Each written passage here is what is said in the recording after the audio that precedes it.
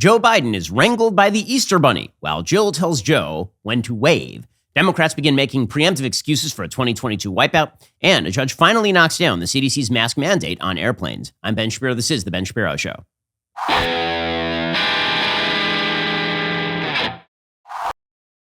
The Ben Shapiro Show is sponsored by ExpressVPN. Privacy is a right, not a privilege. Defend your rights at expressvpn.com/Ben. Well, President Biden, there's a big question. Who does President Biden work for? Right, well, who's actually running the administration? As it turns out, it's the folks at Birch Gold, because how else can you explain the levels of inflation that are now so exorbitant that basically you kind of have to just buy precious metals from our friends over at Birch Gold? Every single element of American national policy seems designed to pump up the inflation, which means you need to defray the risks of that inflation by getting into precious metals. And the people that I trust on that are, of course, the people over at Birch Gold. As the dollar becomes worth less every day, transition some of your nest egg to something of worth, gold and silver from Birch Gold, because those things are never going to be worth zero. That's right. Birch Gold will help you convert an IRA or 401k into a tax-sheltered account in gold and silver. Get started right now. Text Ben to 989898. With thousands of satisfied customers and A+ rating with the Better Business Bureau, Birch Gold can help you protect your savings. Text Ben to 989898. Get a free information kit on gold. There's no obligation to get this information. Text Ben to 989898. Again, the people that I trust when it comes to precious metals investing,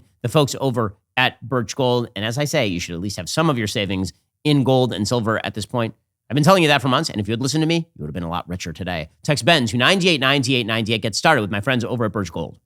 Well, folks, there have been a lot of questions about who is actually in control of the country, because people look at Joe Biden, they're like, he's not really with us anymore, hasn't been with us for quite a while. And nobody really knows. It could be Susan Rice, could be Ronald Klain, could be maybe somebody else from the Barack Obama administration, or it might be the Easter Bunny.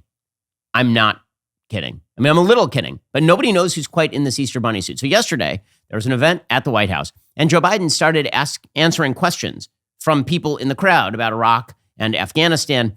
And as soon as he started answering those questions, the Easter Bunny, I kid you not, a person dressed in a giant bunny outfit, like from Harvey with Jimmy Stewart, suddenly was standing next to the President of the United States and actively dragging him away from the reporters.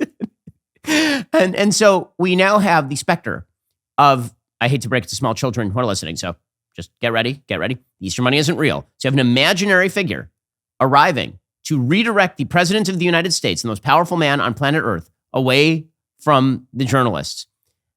Here is the video. And we're going to do, this is like the Zapruder film. We have multiple angles, and each angle adds a new layer of meaning and I would say happiness to the situation.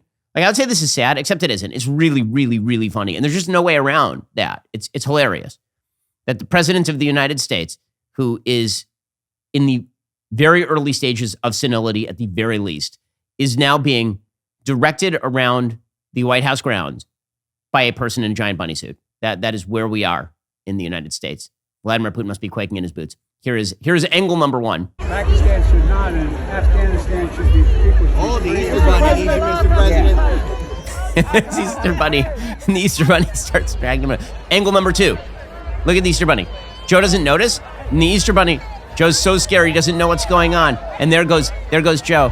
And he's like, where do I go now? And the Easter Bunny's like, go this way. So who's it? The big question of the day is, who's in the Easter Bunny suit? Who is it? Because that's the person clearly running the country.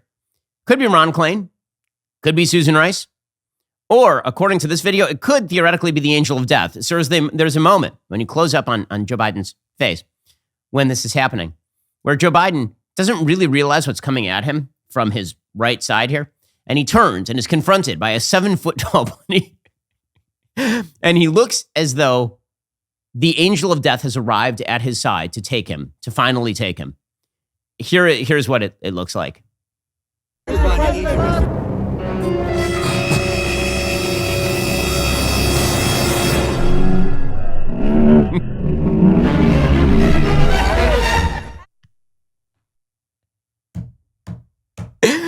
Oh, it's the best. The moment where he just doesn't know what's coming at him, and then he just looks to his side, and it's so good, guys. Now, you might say, well, just because, you'd be a little bit taken aback too if you were just having a conversation and suddenly Easter Bunny came to get you. And you're right. I would be taken aback. And also, I would not listen to the Easter Bunny Not only because I'm Jewish, but also because why would I possibly listen to a person in a bunny suit redirecting me away from a crowd of journalists? Like, that's the dumbest thing I've ever seen. If you're the White House and you want to get Joe Biden to come over, wouldn't you at least deploy like a staffer? Like to tap him on the shoulder and say, Mr. President, it's time to, not the Easter Bunny. They deployed the actual Easter Bunny to walk over there and grab him by the shoulder and like turn him around and redirect. Okay, fine. And you might say to yourself, okay, well, you know what? We can put that one aside. Are there any other indicators that the President of the United States is no longer with us? Well, yes, actually, thank you for asking. Edith Wilson, aka Jill Biden, the greatest doctor in all the land. Right? In terms of the listings of doctors in America, it goes Dr. Jill Biden, Dr. J, Dr. Pepper, Dr. Fauci, and then way down there on the list are, actual medical doctors who help people who are sick. So they're on the balcony and they're waving to the crowd. And Joe, when I say they, I mean Joe isn't. So Joe Biden says thank you at the end of like a speech. And you'll hear Jill Biden, who's on a hot mic, telling Joe to wave. Always a great indicator that your president of the United States is with us when he has to be told to wave to the crowd. Here's what it sounded like. Thank you and happy Easter. All right.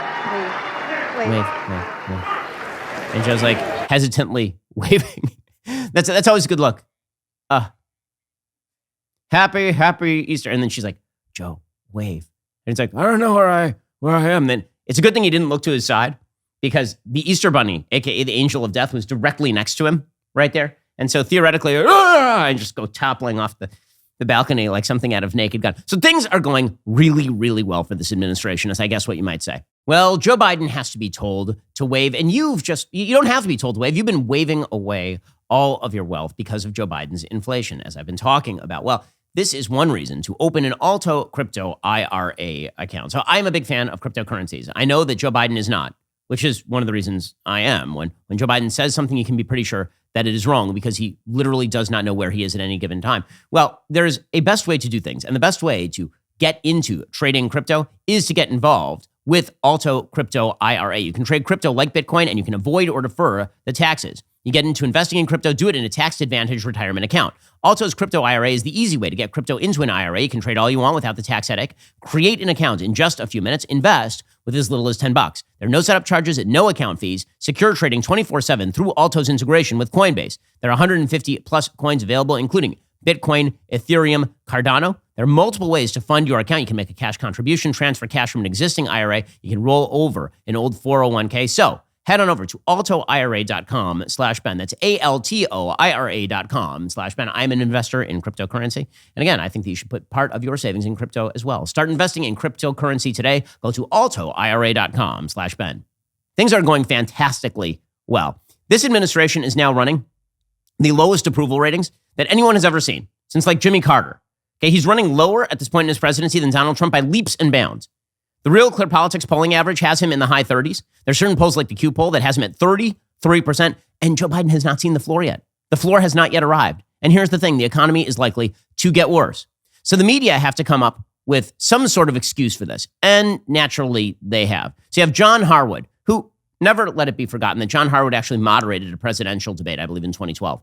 And John Harwood, now of CNN, he has a piece today titled, quote, Biden confronts a host of problems he can't do much to solve. Now, that's always a real bad sign for your presidency. When you take office, pledging to solve a bunch of problems, and then you're about a year in, and your defenders are like, well, in truth, he can't do all that much to solve it, can he? It's like, well, that wasn't the promise that was made. The promise that was made is that we have a bunch of problems. We're going to build back better. We're going to get beyond COVID. We're going to get beyond the virus. We're going to fix ourselves on the world stage, restore American dignity and integrity. And then it turns out that Joe Biden does none of those things and is an abject disaster who's being physically steered around by a man in a bunny suit or a woman in a bunny suit. I don't want to misgender the bunny. And your response is, well, did he really have that much control? So John Harwood writes, there's just not much President Joe Biden can do about it. There's not much he can do to curb inflation. No, I mean, there is. You could spend less money and stop regulating businesses and threatening them with taxation. There's not much he can do to stop migrants from reaching America's southern border. Well, technically he can, since he's the president of the United States and controls the border patrol, or to reduce crime. Well, I mean, to be fair, he could get his DOJ to stop cracking down on local police departments, or to make vaccine resistors get shots that would hasten the end of the coronavirus pandemic. Well, to be fair, he could just leave everybody alone because everybody at this point has natural immunity from Omicron. But, says John Harwood, there's not much he can do to compel cooperation from defectors within his thin Democratic congressional majorities. Well, to be fair, he could, break down Build Back Better into a bunch of skinny bills and get some support for those. But, says John Harwood, there's nothing at all he can do to compel it from Republican adversaries who would rather aggravate than alleviate his burdens. I have a question. Since when has it been the job of the opposing party to alleviate the burdens of the person in power? Did Democrats alleviate President Trump's burdens? John Harwood said, in other words, there's not much Biden can do about the heaviest weights depressing his political standing, which has remained stuck in the avalanche warning zone for months. So his party faces the likelihood of a substantial November election defeat that hands the House and perhaps the Senate to the GOP. Biden and his aides will spend the next 7 months trying just the same, using the White House bully pulpit, executive authority, and international diplomacy. Marginal benefits represent the best they can hope for. Frustrated fellow Democrats insist the administration can get politically healthier with better messaging. That might sound persuasive had the president's party not lost House seats in 26 of the last 29 midterm elections over more than a century. Biden's four most recent predecessors with varying communications acumen all lost control of one or both chambers of Congress in midterms. Opportunistic Republicans say Biden needs to shift ideological directions. They fault his policies for creating the conditions turning voters against him. Yet the White House cannot fundamentally alter that reality right now. So, argument number one being put forth by the left is it's not Joe Biden's fault because could Joe Biden really do all that much? It really isn't his fault. Then you have the opinion of Charles Blow, the aptly named Charles Blow because his columns are named after him.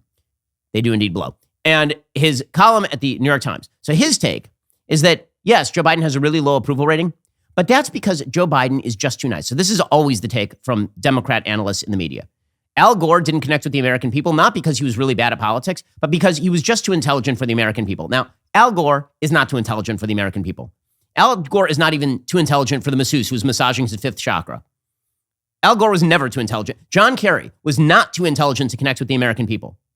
That dude went to Harvard undergrad, and then he ended up at, I believe, BU Law School. Just not to be an elitist, but as someone who went to UCLA and then Harvard Law School, if you go to undergrad at Harvard and you up at BU Law School, this means you are a not particularly bright person who got in through patronage. And then if it turns out your entire political career is just marrying ketchup heiresses and then gallivanting around the globe in private jets, jabbering about, global war. But the Democratic take on John Kerry, he was just too smart to connect with the American people. Hillary Clinton, just too smart to connect with the American people. Not completely off-putting and terrible. Kamala Harris, she's just too smart. And now we've got Charles Blow. Joe Biden, they can't say Joe Biden is just too smart for the American people because no sentient human could make that case. Joe Biden is barely smart enough for a hamster. So instead, they have to say, he's just too nice. He's just too cordial. If he were just a little more edgy. So Charles Blow says, when Politico's Ryan Lizzo last week asked Biden pollster John Anzalone how dire the situation had become for Democrats, Anzalone responded in blunt terms, saying no Democratic consultant would say, quote, this is anything but a really sour environment for Democrats. But what if the issue is not the messaging, but the messenger? Poor messaging may contribute to the problem, but I think the problem is more ground level, a gut level. How do people feel? They feel stuck and angry, they're tired and overwhelmed, and that energy is being directed at Biden. Biden is a decent man. As a matter of course and tactics, says Charles Blow, he strikes me as not entirely built for hyperbole and hype, for beating his chest while he boasts. Say what now? Joe Biden is not built for self-promotion? This is a person who ran for president in 1988 and had to drop out because he cribbed a speech from Neil Kinnock, a British politician, in which he claimed all credit for his soccer playing past or something. Joe Biden is one of the most self-aggrandizing politicians in the history of Washington, D.C. politics. But says Charles Blow, no. You just don't get Joe Biden. He's too nice. He's too decent. It's not part of his character, says Charles Blow. He is sober and straightforward. Joe Biden is sober and straightforward. Joe Biden is your drunk uncle on a bender after doing a line of cocaine. Are you kidding me? It's just that he doesn't have enough synaptic firing to have that level of energy. Charles Blow says America has changed its mood and its mind. It wants a show and a showman to distract from its misery. Biden is not that. And he is punished. He is being punished for not being a huckster. This is perhaps the stupidest take imaginable. That Joe Biden was hired to be sober. And now it's not that he's not sober and he's not good at this. It's not that he made a bunch of campaign promises about restoring American integrity and honor and being serious. And then he proceeded to direct his DOJ to jabber about how small boys can be small girls. No, it isn't that. It's not that he was elected to basically leave everything alone. And then he's like, what if we spend $4 trillion in extra money for no reason at all to build back Badangadoo? It's not because of that. It's because he's just, you know what? You elected him to be sober, and then he was sober, so it's really your fault. Charles Blow says, I hate that emotional connection plays such an outsized role in our politics. I can't deny it does.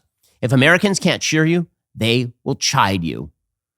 No, it's not because of that. Well, if listening to talk about Charles Blow makes you just want to go to sleep because it's depressing and terrible, let me tell you about Allform. So you already know about Helix Sleep, right? You got my Helix Sleep ad, and you know that you ought to get that mattress. It's made just for you. Well, now let me tell you, the other place that I like to take naps when I'm attempting to escape my wild children is on my Allform sofa. This thing is super comfortable. It is super durable.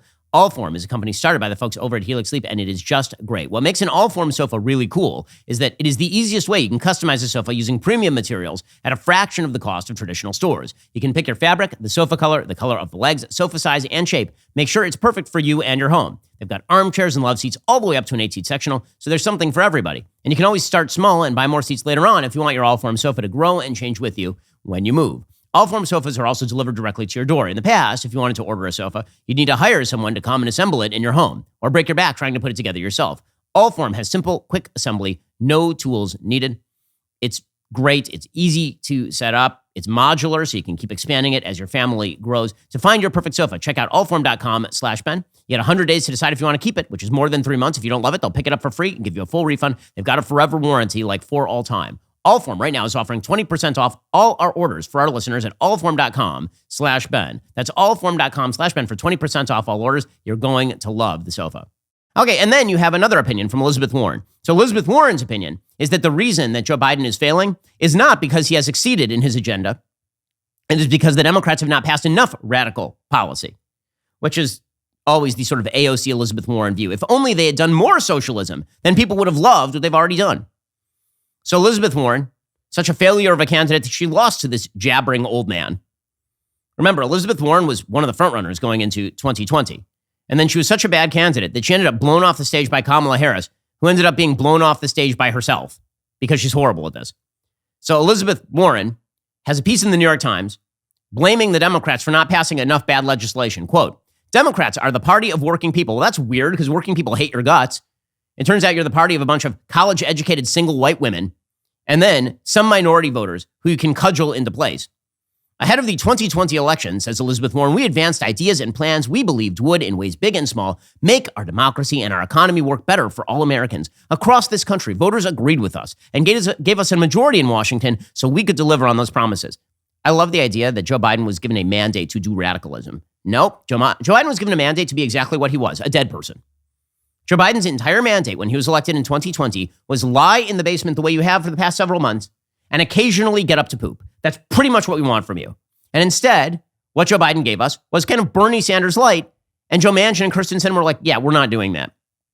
But, says Elizabeth Warren, the big flaw here is that Democrats need to do more of the inflationary stuff. Remember, Elizabeth Warren, who used to be kind of an interesting politician and thinker back in the early 2000s, and then turned to the radical left and tried to steal Bernie Sanders' car. Now she says Democrats win elections when we show we understand the painful economic realities facing American families and convince voters we will deliver meaningful change. To put it bluntly, if we fail to use the months remaining before the election to deliver on more of our agenda, Democrats are headed toward big losses in the midterms. Time is running short. We need to finalize a budget reconciliation deal, making giant corporations pay their share to fund vital investment in combating climate change and lowering costs with families, which can only be done with 50 Senate votes. Yes, nothing says what the American people want is more government spending and more inflation. And also what they really, if I know Americans, what Americans are really concerned about in the middle of a 4-year inflation spiral is what can we do about climate change, a 100-year problem? What can we do? And, says Elizabeth Warren, she believes we should do this with the president's executive authority. She says, it's no secret I believe we should abolish the filibuster, but if Republicans want to use it to block policies Americans broadly support, we should also force them to take those votes in plain view. So good luck to the Democrats. The competing theories of why Joe Biden is completely destroying himself here. 1, Biden can't do anything because nothing is his fault. 2, Joe Biden could do something, but he's just too nice and too decent to do something, and the American people are angry for him, at him for that. And 3, Joe Biden needs to do more in terms of left-leaning policy. So, yeah, all those theories are bad. The reason that Joe Biden is unpopular right now is because he's a crappy president.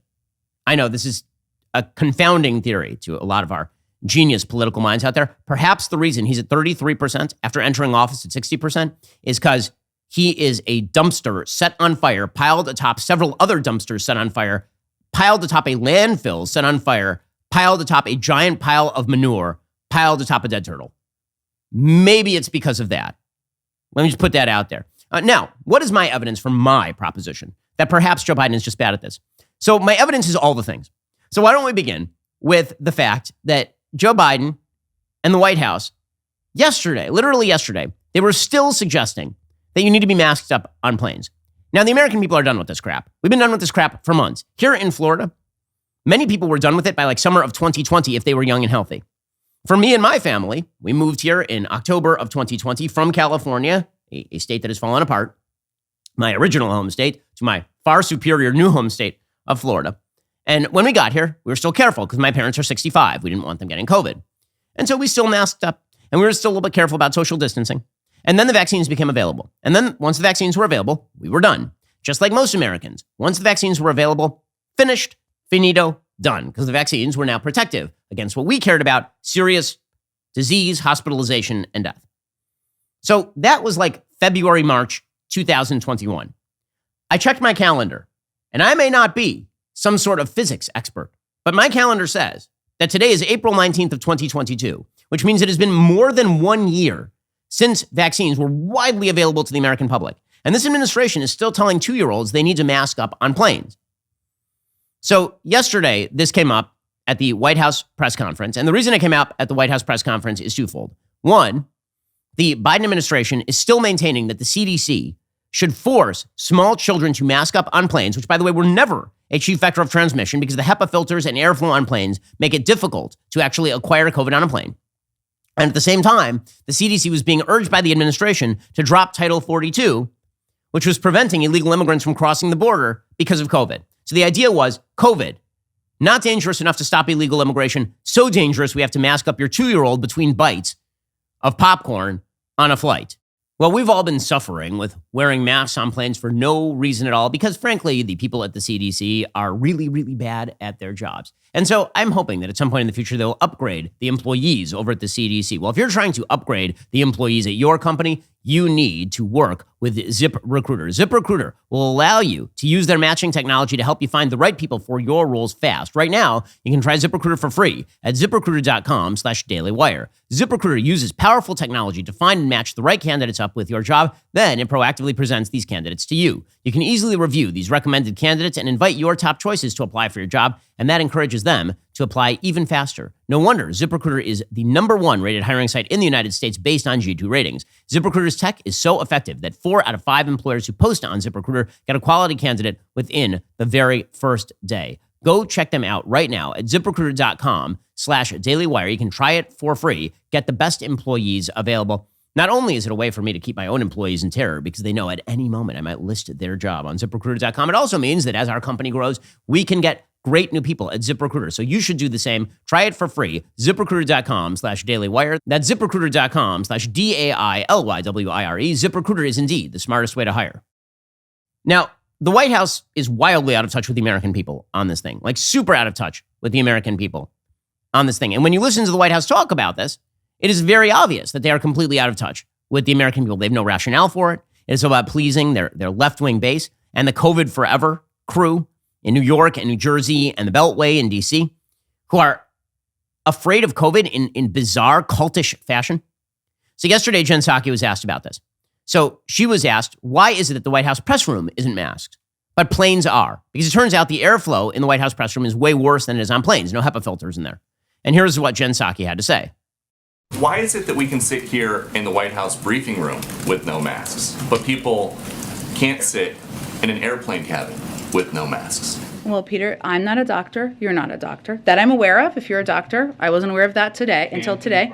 Right. Okay, not a doctor. Just making sure. I don't know. I mean, what if he self-identified as a doctor? Then apparently the White House, he could be a doctorate in like phys ed. After all, worked for Joe Biden. He could have said he was a doctor. He was a doctor of journalism. I'm a Juris Doctor, and I went to law school. So why not? By the way, I love the we will only listen to doctors on this score. Really? Will you?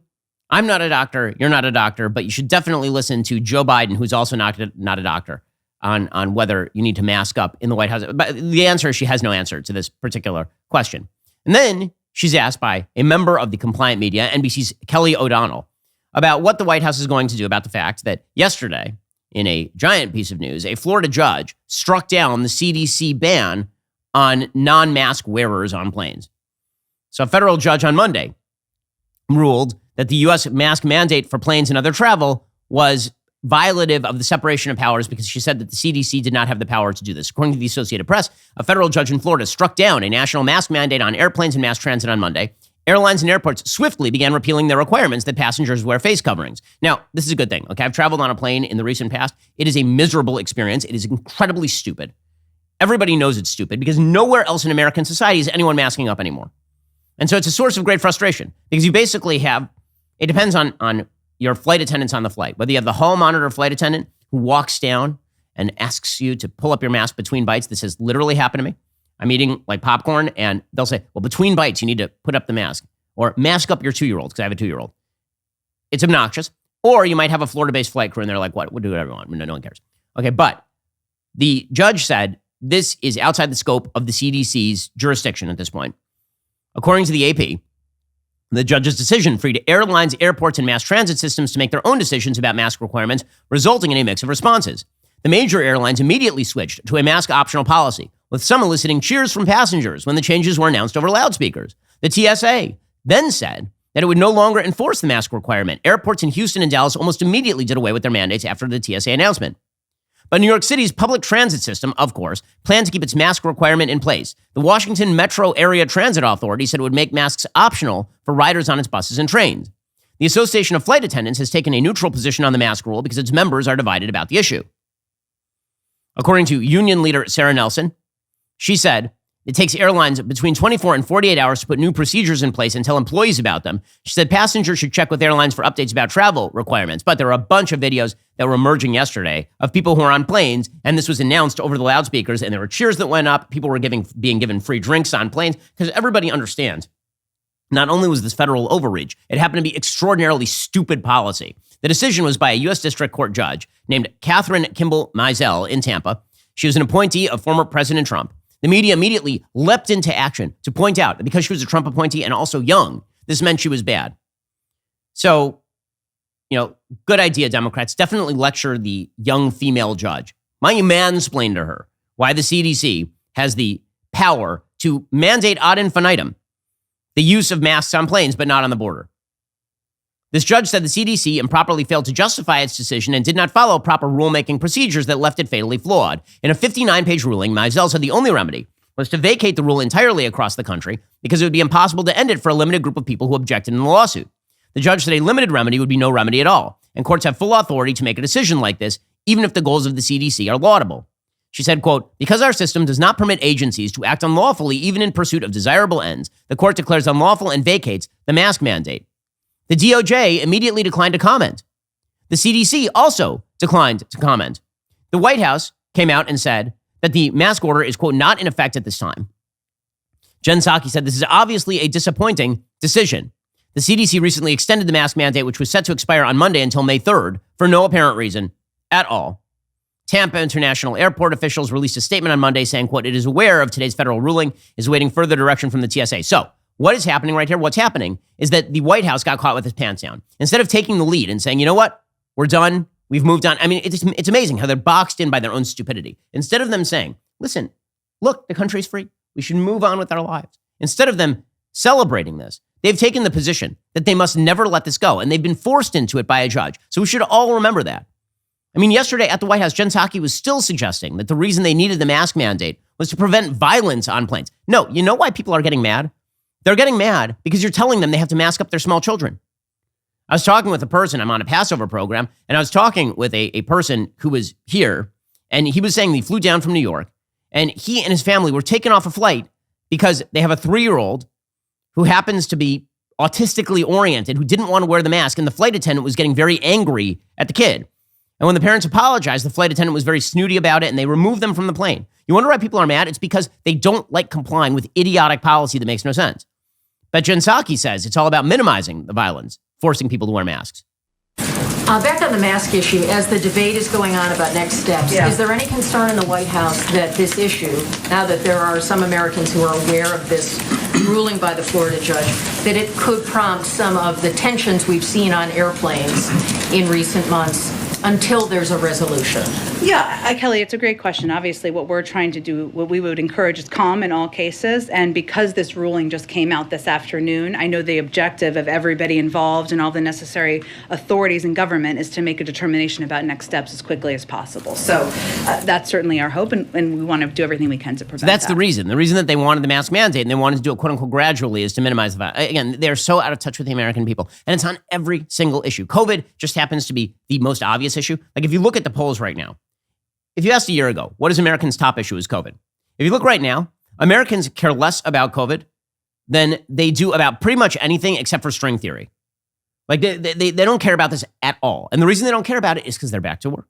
They're back to school. No one they know is dying of Omicron because people weren't dying of Omicron in mass numbers. So the White House taking this position, it's because they're so in the echo chamber. They're so disconnected. That's the reason why they're wildly unpopular. Is why they're going to get skunked in 2022. This is true on every single issue.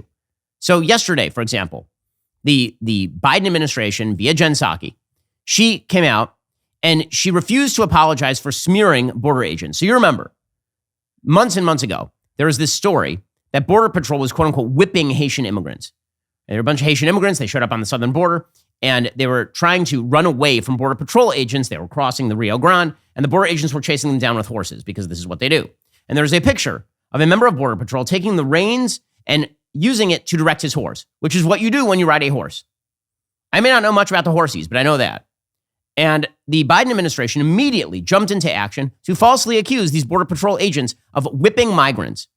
The White House came out and said it was suggestive of slavery, because the migrants were from Haiti, which means that many of them are black, and the Border Patrol agents were not black. And so it was just like slavery. Because the one thing that we know about American slavery is that slaves were desperate to get into the place where the slavery was happening. That was just their thing.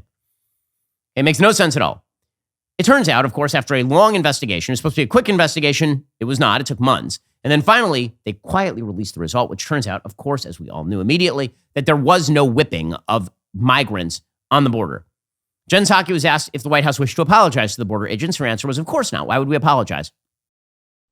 We've been told that the mounted Border Patrol officers the president accused of whipping migrants have been notified they will not face criminal charges. You accuse these officers of brutal and inappropriate measures. Now that they've been told they will not be criminally charged, will you apologize? And Peter, there was an investigation into their behavior. So that investigation is playing out. Whenever it's going to be announced, the Department of Homeland Security will announce that. And I'm sure we'll have a comment on it after that. I'm sure you'll have a comment on it after that. Okay, we know what your comment is. Your comment is you don't care about the Border Patrol. What you're mostly focused on is how many illegal immigrants can we allow across the border. According to the Wall Street Journal, the latest Biden fiasco is his decision to rescind a Trump-era border policy known as Title 42 on May 23rd. The law lets the federal government deport border crossers who claim asylum during a public health emergency. Since March 2020, some 2 million migrants have been turned away under Title 42 authority. President Biden has no backup plan. The decision comes amid a record migrant surge during his administration that is about to get worse.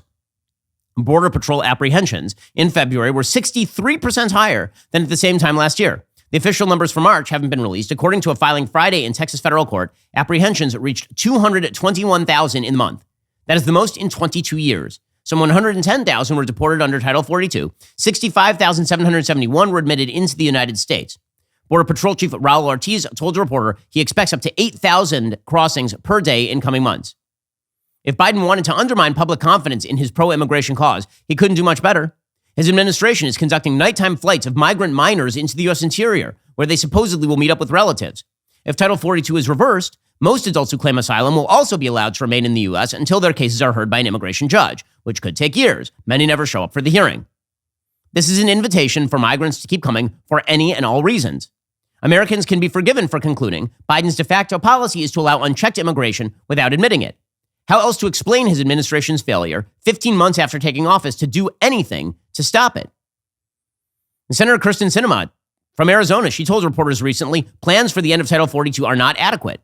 she's enlisted 5 Democratic co-sponsors on a bipartisan bill requiring the administration to announce a replacement policy before ending Title 42. Co-sponsors, not shockingly, include a bunch of very vulnerable Democrats, including Mark Kelly from Arizona and Maggie Hassan from New Hampshire. Representative Henry Cuellar, who represents a Texas border district, recently became the 6th House Democrat to declare support for a bipartisan bill to block the end of Title 42. But Joe Biden is not going to block the end of Title 42. So again, you wonder why he's unpopular? Maybe it's because of this. By the way, you can always tell how bad the policy is if Beto O'Rourke starts repeating it. Beto O'Rourke is basically the political kiss of death to all policy. If Beto announces he supports a policy, this means it's a terrible policy because Beto's political instincts, he's got the instincts of a lemming following other lemmings over a cliff. Except in this case, he's leading the lemmings over the cliff. So here's Beto O'Rourke coming out in favor of ending Title 42. Does this guy just want to lose by 47,000 points in Texas? I mean, it's as though he has a political death wish. Maybe he really liked eating that New Mexican dirt after losing to Ted Cruz, and he just wants more. He just wants to go over there and forget the spoon. He wants like a shovel. He's going to shovel New Mexican dirt into his grand maw while he chews down his next election loss to Greg Abbott. Here is Beto coming out for ending Title 42. Kick, flick, bomb, rip, go. You don't think it's a good idea for the Biden administration to end Title 42. Why? No, I think it's time to end Title 42. Okay. I don't think we should have ever implemented it. It's a very cynical reading of U.S. law that, again, has done nothing to improve public health or safety. Oh, okay. Good idea, Beto. That's going to work great there. So Beto O'Rourke's platform in Texas is what if we open the border and also trans the kids? Brilliant. Why are Democrats losing, guys? It's a mystery. It's a mystery wrapped in enigma, wrapped in another mystery, wrapped in yet another enigma. Well, as we all know, you will never learn anything of value from Beto. But let me tell you who you can learn something valuable from. That is Jordan Harbinger. Jordan Harbinger Show, it's well worth the listen. The Jordan Harbinger Show features in-depth interviews with some of the world's most interesting people, ranging from Charles Koch to Kobe Bryant and Neil deGrasse Tyson. He dives deeper than any other interviewers. It is so clear that Jordan really gets in the weeds when he preps for these interviews because he starts asking questions that really you hadn't even thought of. Jordan dives into the minds of fascinating people, and he really uncovers usable pieces of wisdom for you. Every Friday, Jordan also releases a Feedback Friday episode to respond to listener questions covering everything from conventional problems like leaving a dream job to heavy subjects like helping somebody escape an abusive relationship. My personal favorites are his interviews with Yeonmi Park, who talks about her experiences in North Korea. He does a great interview with Dan Carlin. Plus, listening to Jordan goes great with listening to this show because you always learn from this show. The same is true when you listen to Jordan Harbinger. Search for the Jordan Harbinger Show right now. That's HARB as in boy, IN as in Nancy, GER in Apple Podcasts, Spotify, or wherever you are listening right now. Again, that's the Jordan Harbinger Show. HARB as in boy, IN as in Nancy, GER in Apple Podcasts, Spotify, or wherever you are listening right now to this podcast. Alrighty, as everybody knows right now, the Daily Wire is rapidly expanding into entertainment. And with that expansion, we need help, like right now, literally. This is why we are now searching for a vice president of business and legal affairs to join our legal team in Nashville as our in-house legal expert on the film and TV industry. The VP of Business and Legal Affairs will manage all legal aspects of the Daily Wire's entertainment content, including development, acquisition, production, and finance, as well as production, legal, and intellectual property work for all of the Daily Wire's shows. The position calls for somebody with 10 plus years of experience in the film and TV industry because it's a high-level position. It's a perfect opportunity for an entertainment lawyer who's ready to get out of Hollywood's woke group thing. So if you're working for Disney right now and you think to yourself, man, I really don't wish to sexually indoctrinate minors, I would rather work for a company that's not doing all of that, now would be an excellent time to apply at dailywire.com/careers. Hollywood is filled with people who are looking for jobs like this. So make the magic happen for yourself. Head on over to dailywire.com/careers to get started today. And you can view a full list of our current openings at Daily Wire as well. You're listening to the largest, fastest growing conservative podcast and radio show in the nation.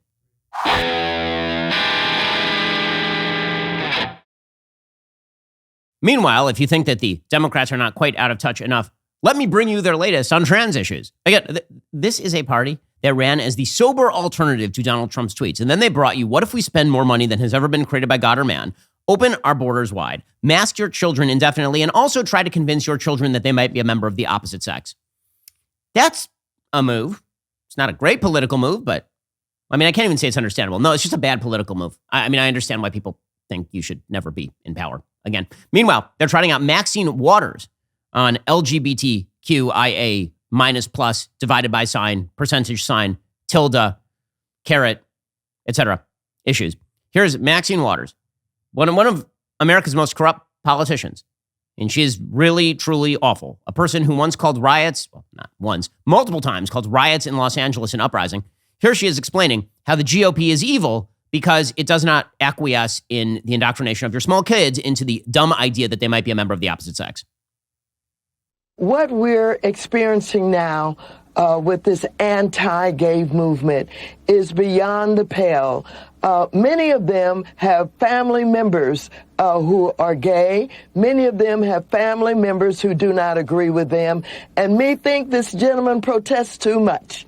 And so we just have to stand up as legislators. We have to resist it. We have to organize. We have to support, particularly our young people who are threatened oftentimes by them.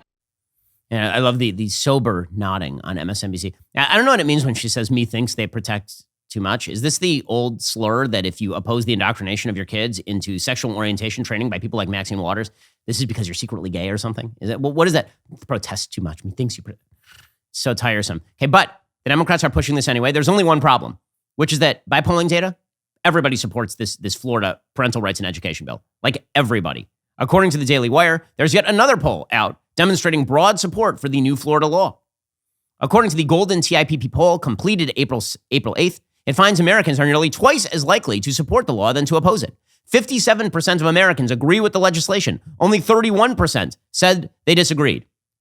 I don't think it's a coincidence that Joe Biden's approval rating is about 33%. Basically, everybody who thinks that the law is bad as written also loves Joe Biden. Interestingly, a majority, irrespective of party affiliation and ideology, backed the bill, except for liberals, according to the pollsters. Republicans backed the bill by a margin of 73%, Democrats 51%, independents 54% agreed with the law's parameters.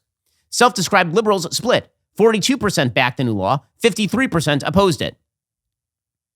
So they have decided that instead they're going to run directly into the teeth of the American public on this issue, backed, of course, by their friends in the media.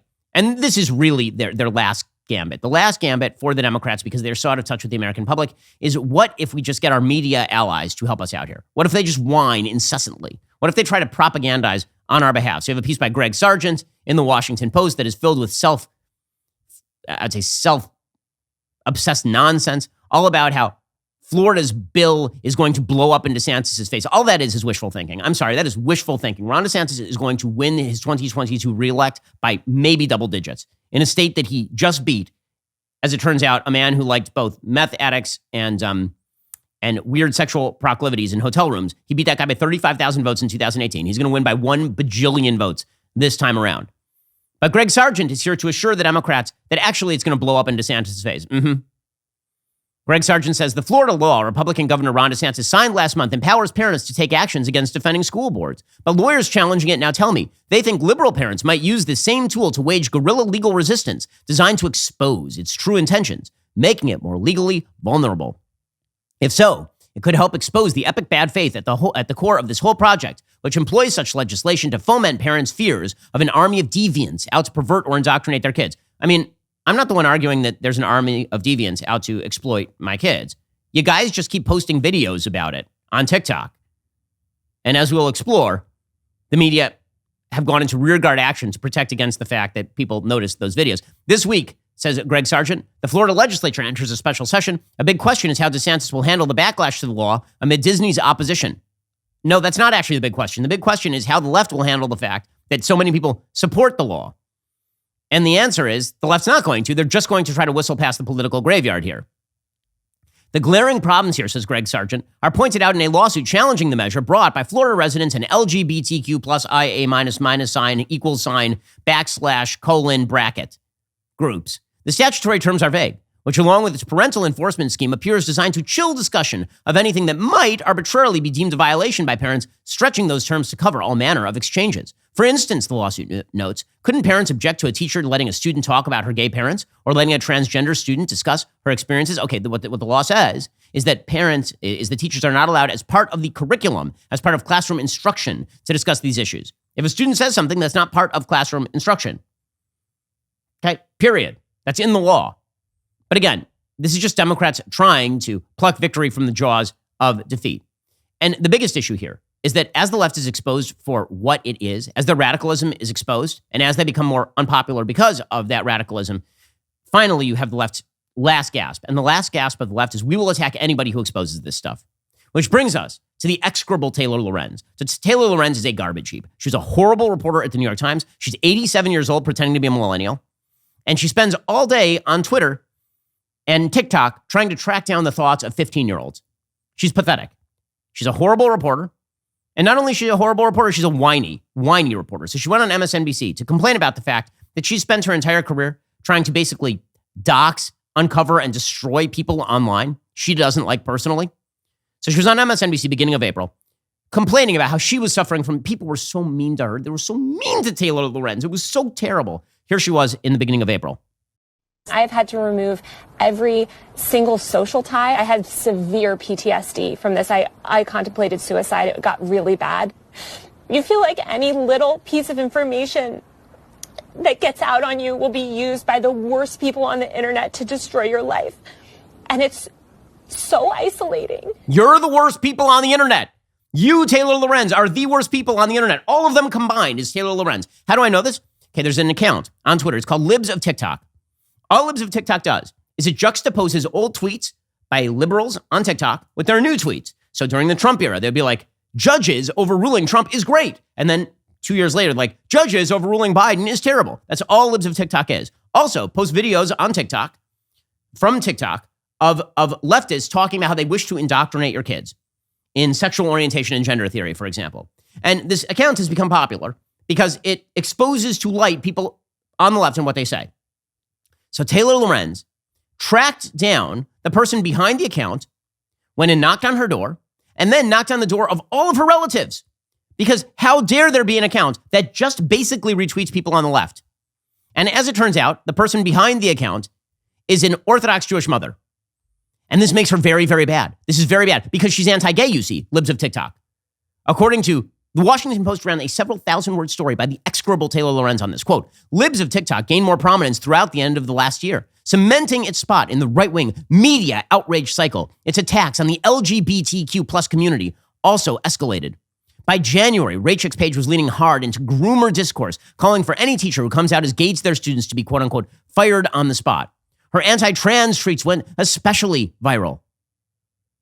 I mean, this is, I'm sorry, this is absurd. So you're now tracking down and attempting to uncover the identity of people who are just tweeting stuff on the internet that you don't like. This is your job. Okay, so basically the media are now the intimidation thug wing of the Democratic Party. Say something that they don't like, and they will come after you. They will try to destroy your business. They'll try to destroy your life. Here's the thing, it ain't gonna work. It ain't going to work because Democrats are going to lose. They're going to lose badly in 2022. And people like Taylor Lorenz are going to be laughed off the stage of American politics as well they should be.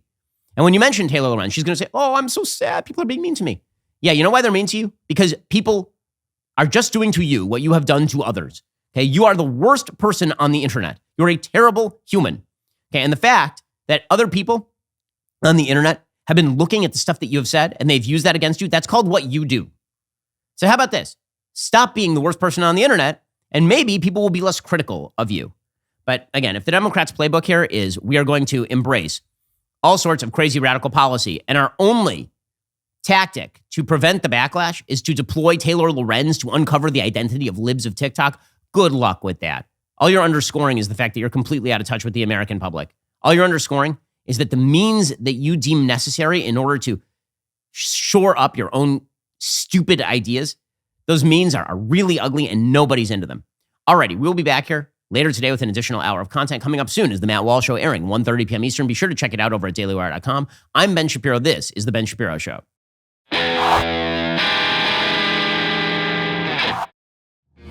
The Ben Shapiro Show is produced by Elliot Feld. Executive producer Jeremy Boring. Our supervising producer is Mathis Glover. And our production manager is Pavel Wydowski. Associate producer Bradford Carrington. Editing is by Adam Sayevitz. Audio is mixed by Mike Coromina. Hair and makeup is by Fabiola Cristina. Production assistant Jessica Crand. The Ben Shapiro Show is a Daily Wire production. Copyright Daily Wire 2022.